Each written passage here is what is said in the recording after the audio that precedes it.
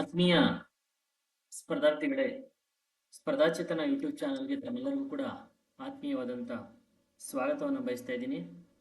ಸ್ನೇಹಿತರೆ, ಸುಮಾರು ಆಲ್ರೆಡಿ ಇದು 4-5 ವಿಡಿಯೋಗಳನ್ನು ನಿಮ್ಮ ಮುಂದೆ ನಾನು ಕ್ವಶನ್ ಪೇಪರ್ ಅನಾಲಿಸಿಸ್ಗೆ ಸಂಬಂಧಪಟ್ಟಂತೆ ಮಾತಾಡ್ತಾ ಇದ್ದೀನಿ. ಸೊ ಹಾಗಾಗಿ ಪ್ರತಿ ಒಂದು ಕ್ಲಾಸಲ್ಲೂ ಕೂಡ ನಿಮಗೆ 5 ಕ್ವಶನ್ಸ್ಗಳಿರುತ್ತೆ. ಸೊ ಅದಕ್ಕಿಂತ ಮುಂಚೆ ಸ್ನೇಹಿತರೆ, ನಮ್ಮ ಪ್ರತಿದಿನ ರಾತ್ರಿ ನಮ್ಮ ಸ್ಪರ್ಧಾಚೇತನ ಅಕಾಡೆಮಿಗೆ ಸಂಬಂಧಪಟ್ಟಂತೆ ಟೆಲಿಗ್ರಾಮ್ನಲ್ಲಿ ನಾವು ಪ್ರತಿ ರಾತ್ರಿ 8 ಗಂಟೆ ಮತ್ತು 9 ಗಂಟೆ ಸುಮಾರಿನಲ್ಲಿ ಎರಡು ವಿಶೇಷ ವಿಷಯಗಳೊಂದಿಗೆ ಕ್ವಿಸ್ ಕಾರ್ಯಕ್ರಮವನ್ನು ಏರ್ಪಡಿಸಿರ್ತೀವಿ.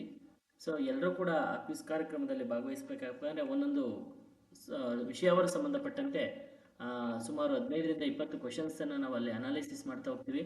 ಸೊ ಆ ಕಾರಣಕ್ಕೋಸ್ಕರ ಪ್ರತಿಯೊಂದೊಬ್ಬರು ಕೂಡ ಶೇರ್ ಮಾಡಿ. ಈ ಒಂದು ಲಿಂಕ್ ನಿಮ್ಗೆ ಎಲ್ಲಿ ಸಿಗ್ತವಪ್ಪ ಅಂದರೆ ನಿಮಗೆ ಡಿಸ್ಕ್ರಿಪ್ಟಿವ್ನಲ್ಲಿ ಸಿಗುತ್ತದೋ ಅದನ್ನು ನೀವು ಕೂಡ ಆ್ಯಡ್ ಆಗ್ತಾ ಹೆಚ್ಚಿನ ಫ್ರೆಂಡ್ಸ್ಗಳಿಗೆ ಶೇರ್ ಮಾಡಿ ಅಂತ ಹೇಳ್ತಾ, ಸೊ ಸ್ನೇಹಿತರೆ, ಸೊ ಇವತ್ತು ಈ ಭೂಗೋಳ ವಿಷಯಕ್ಕೆ ಸಂಬಂಧಪಟ್ಟಂತೆ ಬಹಳ ಪ್ರಮುಖವಾಗಿ 5 ಕ್ವಶನ್ಸ್ಗಳೊಂದಿಗೆ ನಿಮ್ಮ ಮುಂದೆ ನಾನು ಚರ್ಚೆ ಮಾಡ್ತಾ ಇದ್ದೀನಿ. ಸೊ 5 ಕ್ವಶನ್ಸ್ಗಳು ನಿಮಗೆ ಇವತ್ತು ಸೌರವ್ಯೂಹ ಎನ್ನುವಂಥ ಲೆಸನ್ಗೆ ಸಂಬಂಧಪಟ್ಟಂಥ ಕ್ವಶನ್ಸ್ಗಳ ಬಗ್ಗೆ ನಾನು ಇವತ್ತು ಚರ್ಚೆ ಮಾಡ್ತಾ ಇದ್ದೀನಿ ಸ್ನೇಹಿತರೆ. ಸೊ ಹಾಗಾದರೆ ಬನ್ನಿ, ಯಾರೆಲ್ಲ ಇನ್ನೂ ನಮ್ಮ ಚಾನಲ್ಗೆ ಇನ್ನೂ ಸಬ್ಸ್ಕ್ರೈಬರ್ ಆಗಿಲ್ಲ, ಸೊ ಸಬ್ಸ್ಕ್ರೈಬರ್ ಆಗಿ ಅಂತ ಹೇಳ್ತಾ ಹೆಚ್ಚೆಚ್ಚು ಅದನ್ನು ನಿಮ್ಮ ಫ್ರೆಂಡ್ಸ್ಗಳಿಗೆ ಶೇರ್ ಮಾಡಿ. ಸೊ ಹಾಗಾಗಿ ಖಂಡಿತವಾಗ್ಲೂ ನಿಮಗೆ ಯೂಸ್ ಆಗುತ್ತೆ ಅಂತ ಹೇಳ್ತಾ, ಸೊ ಇವತ್ತಿನ ತರಗತಿಯಲ್ಲಿ ಮೊದಲ ಕ್ವಶನ್ಸ್ ಹೀಗಿದೆ: ಕೆಳಗಿನವುಗಳಲ್ಲಿ ಯಾವುದು ಗುರುಗ್ರಹದ ಉಪಗ್ರಹವಲ್ಲ ಅಂತ. ಅಂದರೆ ಗುರುಗ್ರಹ ಅಂತ ಬಂದಾಗ ಇದು ಸೌರವ್ಯೂಹದಲ್ಲೇ ದೊಡ್ಡ ಗ್ರಹ ಗುರು. ಈ ಗುರು ಅಂತ ಬಂದಾಗ ನಿಮಗೆ ಗೊತ್ತಿರಲಿ ಸ್ನೇಹಿತರೆ, ಗುರು ಮತ್ತು ಶನಿ ಯಾವಾಗಲೂ ಸಹ ಅತಿ ಹೆಚ್ಚು ಉಪಗ್ರಹಗಳನ್ನು ಒಳಗೊಂಡಿರುವಂಥ ಗ್ರಹಗಳ ಸಾಲಿನಲ್ಲಿ ಒಂದು ಬಾರಿ ಶನಿ ಇರುತ್ತೆ, ಒಂದು ಬಾರಿ ಗುರುಗ್ರಹ ಇರುತ್ತೆ. ಸೊ ಎರಡೂ ಕೂಡ ಏನಪ್ಪ ಅಂದರೆ, ಯಾಕಂದರೆ ಈ ಎರಡು ಗ್ರಹಗಳಲ್ಲಿ ಗ್ರಾವಿಟೇಷನ್ ಪವರ್ ಅಗಾಧವಾಗಿರೋದ್ರಿಂದ ಈ ಎರಡೂ ಗ್ರಹಗಳಲ್ಲಿ ಸಹಜವಾಗಿ ಏನಾಗುತ್ತಪ್ಪ ಅಂದರೆ ಫೈಟ್ ಇದ್ದೇ ಇರುತ್ತೆ. ಒಂದ್ಸಲ ಅದು ಹೋಗುತ್ತೆ, ಒಂದ್ಸಲ ಇದು ಹೋಗುತ್ತೆ. ಬಟ್ ಪ್ರೆಸೆಂಟ್ ಮಾಹಿತಿ ಪ್ರಕಾರ ಈ ಇಡೀ ಸೌರವ್ಯೂಹದಲ್ಲಿ ಅತಿ ಹೆಚ್ಚು ಉಪಗ್ರಹವನ್ನು ಯಾವ ಗ್ರಹ ಒಳಗೊಂಡಿದೆ ಅನ್ನೋದಾದರೆ, ಸೊ ಅತಿ ಪ್ರಮುಖವಾಗಿ ಈ ಕೆಳಗಿನಲ್ಲಿ ಅತಿ ಹೆಚ್ಚು ಯಾವ ಉಪಗ್ರಹ ಇದೆ ಅಂತ ಬಂದಾಗ ಸಹಜವಾಗಿ ನಾವು ಶನಿಯನ್ನು ಹೇಳ್ತೀವಿ. ಯಾಕಂದರೆ ಶನಿ ಸುಮಾರು 145ಕ್ಕಿಂತ ಹೆಚ್ಚು ಉಪಗ್ರಹಗಳನ್ನು ದಾಟಿ ಹೋಗಿದ್ದಾನೆ ಶನಿ. ಅದರ ನಂತರದ ಸ್ಥಾನದಲ್ಲಿ ಗುರುಗ್ರಹ ಇದೆ. ಗುರುಗ್ರಹದಲ್ಲಿ ನಿಮಗೆ ಪ್ರಮುಖವಾಗಿ 95 ಉಪಗ್ರಹಗಳಿರೋದು ಕಾಣುತ್ತೆ. ಹಾಗಾದರೆ ಇಲ್ಲಿ ಕೊಟ್ಟಿರುವಂಥ ಮಾಹಿತಿ ಏನಪ್ಪ ಸ್ನೇಹಿತರೆ, ಆಪ್ಷನ್ ಎ ಹೇಳ್ತಾ ಇದೆ. ಸೊ ಕೆಳಗಿನಲ್ಲಿ ಯಾವುದು ಗುರುಗ್ರಹದ ಉಪಗ್ರಹಗಳ ಅಂತ ಬಂದಾಗ ಆಪ್ಷನ್ ಎ ಹೇಳ್ತಾ ಇದೆ ಐಒ ಅಂತ. ಹಾಗಾದರೆ ಐಒ ಗುರುಗ್ರಹದ ಉಪಗ್ರಹ ಅಲ್ವಾ ಅನ್ನೋದಾದರೆ ಇನ್ನು ಯುರೋಪಾ, ಇನ್ನು 3ನೇದು ಹೇಳ್ತಿದೆ ಕ್ಯಾಲಿಸ್ಟೋ ಅಂತ, 4ನೇದು ಹೇಳ್ತಿದೆ ಟೈಟಾನ್ ಅಂತ. ಇಲ್ಲಿ ಕ್ವಶನ್ ಯಾವುದು ಗುರುಗ್ರಹದ ಉಪಗ್ರಹಗಳಲ್ಲಪ್ಪ ಅಂದರೆ ಈ 3ರಲ್ಲಿ ನೋಡಿ, ಐಒ ಎನ್ನುವುದು ಗುರುಗ್ರಹದ ಉಪಗ್ರಹ, ಯುರೋಪಾ ಎನ್ನುವುದು ಗುರುಗ್ರಹದ ಉಪಗ್ರಹ, ಕ್ಯಾಲಿಸ್ಟೋ ಅನ್ನೋದು ಗುರುಗ್ರಹದ ಉಪಗ್ರಹ. ಹಾಗಾದರೆ ಯಾವುದು ಗುರುಗ್ರಹದ ಉಪಗ್ರಹ ಅಲ್ಲಪ್ಪ ಇಲ್ಲಿ ಅಂದರೆ ಪ್ರಮುಖವಾಗಿ ನಮಗೆ ಟೈಟಾನ್ ಅಂತ ಏನಿದೆ, ಈ ಟೈಟಾನ್ ಅನ್ನು ನಾವು ಗುರುಗ್ರಹದ ಉಪಗ್ರಹಗಳಲ್ಲ ಅಂತ ಕನ್ಸಿಡರ್ ಮಾಡ್ತೀವಿ. ಬಿಕಾಸ್ ಟೈಟಾನ್ ಎನ್ನುವಂಥ ಒಂದು ಉಪಗ್ರಹ ಏನಿದೆ ಇದು ಶನಿಯ ಉಪಗ್ರಹ ಅಂತ ಹೇಳಿ ನಾವು ಕರಿತೀವಿ. ಯಾಕಂದರೆ ಇದು ಟೈಟಾನ್ ಅನ್ನೋದು ಸೌರವ್ಯೂಹದಲ್ಲೇ ವಿಶೇಷವಾದಂಥ ಗ್ರಹ. ಸೌರವ್ಯೂಹದಲ್ಲೇ 2ನೇ ದೊಡ್ಡ ಗ್ರಹ, ಶನಿಯ ದೊಡ್ಡ ಗ್ರಹ. ಈ ಗ್ರಹದಲ್ಲಿ ವಿಶೇಷವಾಗಿ ವಾತಾವರಣ ಮತ್ತು ಮಳೆಗಳು ಯಾವುದಾದ್ರೂ ಗ್ರಹದಲ್ಲಿ ಕಂಡು ಬರ್ತಾ ಇದ್ರೆ ಅದು ಟೈಟಾನ್ ಎನ್ನುವಂಥ ಉಪಗ್ರಹದಲ್ಲಿ ಕಂಡುಬರುತ್ತೆ. ಅದಕ್ಕೋಸ್ಕರ ಈ ಮೇಲಿನ ABC 3 ಏನಿದಾವೆ ಈ 3 ಕೂಡ ಸಹಜವಾಗಿ ಗುರುಗ್ರಹದ ಉಪಗ್ರಹ, ಆದರೆ ಟೈಟಾನ್ ಮಾತ್ರ ಗುರುಗ್ರಹದ ಉಪಗ್ರಹವಲ್ಲ. ಓಕೆ, ಹಾಗಾದರೆ ನೆಕ್ಸ್ಟ್ ಮುಂದಿನ ಕ್ವಶನ್ ಸ್ನೇಹಿತರೆ. ಸೊ ಇಲ್ಲಿ ಚಂದ್ರನ ಮೇಲೆ ಗಗನಯಾತ್ರಿಗಳು ಒಂದು ಜಲಜನಕ ತುಂಬಿದ ರಬ್ಬರ್ ಬಲೂನ್ ಅನ್ನು ರಂಧ್ರಿಸಿ 2 ಮೀಟರ್ ಎತ್ತರದಲ್ಲಿ ಅದನ್ನು ಬಿಡುತ್ತಾರೆ.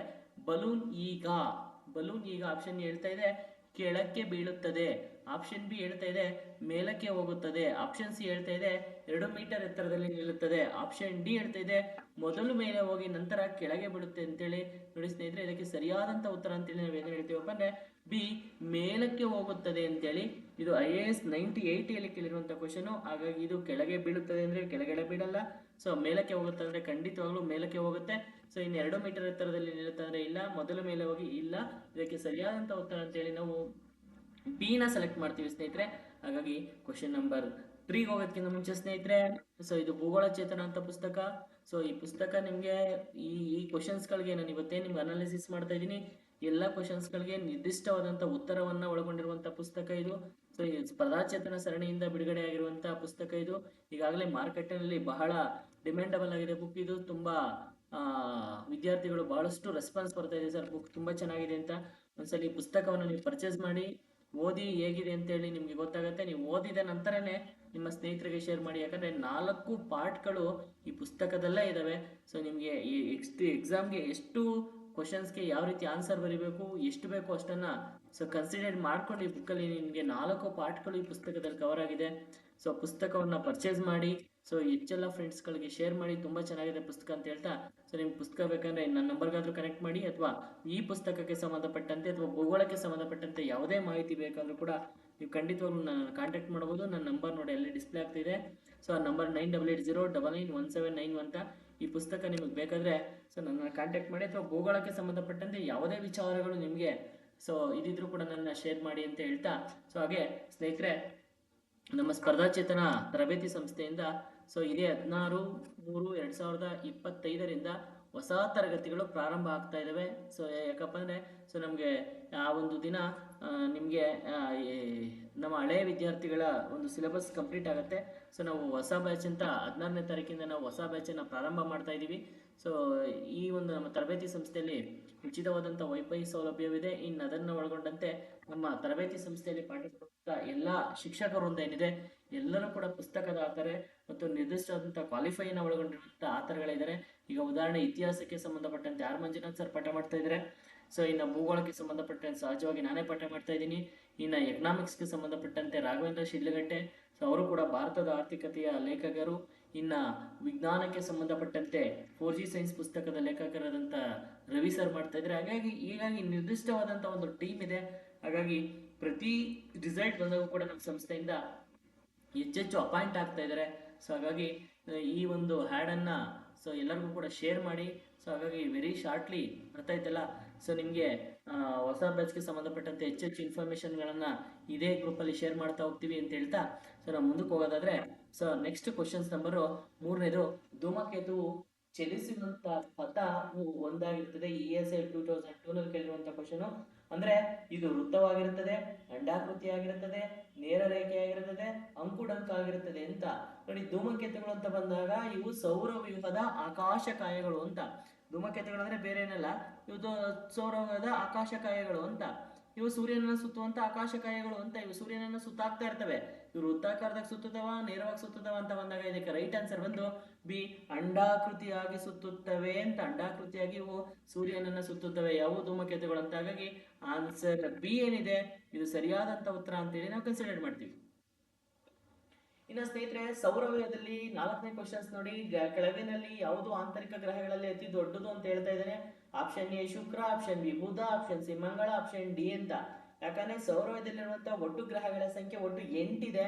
ಅದರಲ್ಲಿ ಮೊದಲ 4 ಗ್ರಹಗಳನ್ನ ಆಂತರಿಕ ಅಂತೇಳಿ, ಮೊದಲ 4 ಗ್ರಹಗಳು ಯಾವ್ದಪ್ಪ ಅಂದ್ರೆ ಕ್ರಮವಾಗಿ ಬುಧ, ಶುಕ್ರ, ಭೂಮಿ, ಮಂಗಳ, ಈ 4 ಗ್ರಹಗಳನ್ನ ಆಂತರಿಕ ಅಂತೇಳಿ, ಮತ್ತೆ ಗುರು, ಶನಿ, ಯುರನಸ್, ನೆಪ್ಚೂನ್ ಈ 4 ಗ್ರಹಗಳನ್ನ ಬಾಹ್ಯ ಗ್ರಹಗಳು ಅಂತ ಕರಿತೀವಿ.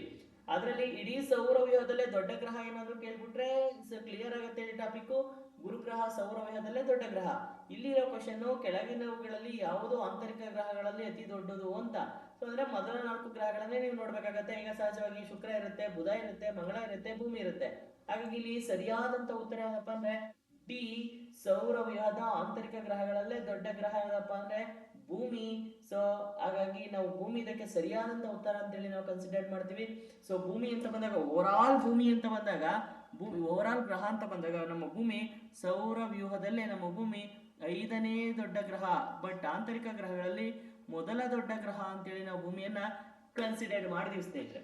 ಹಾಗಾಗಿ ಇನ್ನು ಶುಕ್ರ ಗ್ರಹ ಅಂತ ಬಂದಾಗ ಇಡೀ ಸೌರವ್ಯೂಹದಲ್ಲಿ ಶುಕ್ರ 6ನೇ ದೊಡ್ಡ ಗ್ರಹ, ಮಂಗಳ ಅಂತ ಬಂದಾಗ 7ನೇ ದೊಡ್ಡ ಗ್ರಹ, ಬುಧ ಅಂತ ಬಂದಾಗ 8ನೇ ದೊಡ್ಡ ಗ್ರಹ.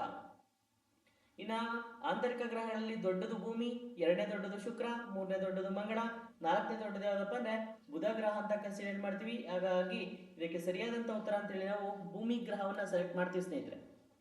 ಇನ್ನ ಆಕಾಶವು ನೀಲಿಯಾಗಿ ಕಾಣುತ್ತದೆ ಏಕೆಂದರೆ ಭೂಮಿಯ ವಾಯುಮಂಡಲ ಅಂತ ಇದೆ. ಸೊ ಹಾಗಾದ್ರೆ ಆಕಾಶ ಯಾಕೆ ನೀಲಿಯಾಗಿ ಕಾಣುತ್ತಪ್ಪ ಅಂದ್ರೆ ಸಹಜವಾಗಿ ನೋಡಿ ಆಪ್ಷನ್ ಹೇಳ್ತಾ ಇದೆ, ನೀಲಿ ಬೆಳಕನ್ನ ಚದುರಿಸುತ್ತದೆ, ನೀಲಿ ಬೆಳಕನ್ನ ಪ್ರತಿಬಿಂಬಿಸಲ್ಲ ಖಂಡಿತವಾಗ್ಲು, ನೀಲಿ ಬೆಳಕನ್ನ ರವಾನಿಸಲ್ಲ ಅಲ್ಲ, ನೀಲಿ ಹೊದಿಕೆಯನ್ನ ಹೊಂದಿದೆ ಅಂತ 4 ಆಪ್ಷನ್ಸ್ ಬರ್ತಾ ಇದೆ. ಹಾಗಾಗಿ ಇಲ್ಲಿ ಸರಿಯಾದಂತ ಉತ್ತರ ಅಂತೇಳಿ ನಾವು ಯಾವ್ದನ್ನ ಕನ್ಸಿಡರ್ ಮಾಡ್ತೀವಿ ಸ್ನೇಹಿತರೆ, ನೀಲಿ ಬೆಳಕನ್ನ ಚದುರಿಸುತ್ತದೆ ಅಂತ ಹೇಳಿ. ಸೊ ಹಾಗಾಗಿ ಕ್ವಶನ್ ನಂಬರ್ 5, ಆಕಾಶವು ನೀಲಿಯಾಗಿ ಕಾಣುತ್ತದೆ ಏಕೆಂದರೆ ಸೊ ಇಲ್ಲಿ ಸರಿಯಾದಂತ ಉತ್ತರ ಅಂತೇಳಿ ನಾವು ಯಾವ್ದನ್ನ ಕನ್ಸಿಡರ್ ಮಾಡ್ತೀವಪ್ಪ ಅಂದ್ರೆ ನೀಲಿ ಬೆಳಕನ್ನ ಚದುರಿಸುತ್ತದೆ ಅಂತೇಳಿ ನಾವು ಕನ್ಸಿಡರ್ ಮಾಡ್ತೀವಿ. ಹಾಗಾಗಿ ಸರಿಯಾದಂತ ಉತ್ತರ ಅಂತೇಳಿ ನಾವು ಎ ಆಪ್ಷನ್ಸ್ ಅನ್ನ ಶೇರ್ ಮಾಡ್ತೀವಿ ಸ್ನೇಹಿತರೆ. ಹಾಗಾಗಿ ಸೊ ಇವತ್ತಿನ 5 ಕ್ವಶನ್ಸ್ಗಳು ನಿಮ್ಗೆ ಇಷ್ಟ ಆಗಿದೆ ಅಂದ್ರೆ ನನ್ನ ಯೂಟ್ಯೂಬ್ ಚಾನಲನ್ನು ಹೆಚ್ಚೆಚ್ಚು ಶೇರ್ ಮಾಡಿ. ಸೊ ಪ್ರತಿನಿತ್ಯನೂ ಕೂಡ ನಿಮ್ಗೆ ಇದೇ ರೀತಿಯಾದಂಥ ಕ್ವಶನ್ಸ್ಗಳನ್ನು ನಾನು ಅನಾಲಿಸಿಸ್ ಮಾಡ್ತಾ ಹೋಗ್ತೀನಿ. ಸೊ ನೆಕ್ಸ್ಟ್ ಸಾಧ್ಯವಾದರೆ ಚಾಪ್ಟರ್ ವೈಸ್ ನಿಮಗೆ ಅನಾಲಿಸಿಸ್ ಮಾಡ್ತಾ ಹೋಗ್ತಾ ಇರ್ತೀನಿ. ಸೊ ಹಾಗಾಗಿ ಈ ಒಂದು ಕ್ವಶನ್ಸ್ಗಳೇನಿದಾವೆ ಇವೆಲ್ಲ IAS FDA STA ನಲ್ಲಿ ಕೇಳಿರುವಂಥ ಕ್ವಶನ್ಸ್ ಆಗಿರೋದ್ರಿಂದ ಮುಂದೆ ಬರುವಂಥ ಎಲ್ಲ ಕಾಂಪಿಟೇಟಿವ್ ಎಕ್ಸಾಮಲ್ಲಿ ನೀವು ಖಂಡಿತವಾಗ್ಲೂ ಯೂಸ್ ಆಗುತ್ತೆ ಅಂತ ಹೇಳ್ತಾ ಸೊ ಇವತ್ತಿನ ಒಂದು ಕ್ಲಾಸನ್ನು ಮುಗಿಸ್ತಾ ಇದ್ದೀನಿ. ಥ್ಯಾಂಕ್ ಯು ಸ್ನೇಹಿತರೆ, ಥ್ಯಾಂಕ್ ಯು ಸೋ ಮಚ್.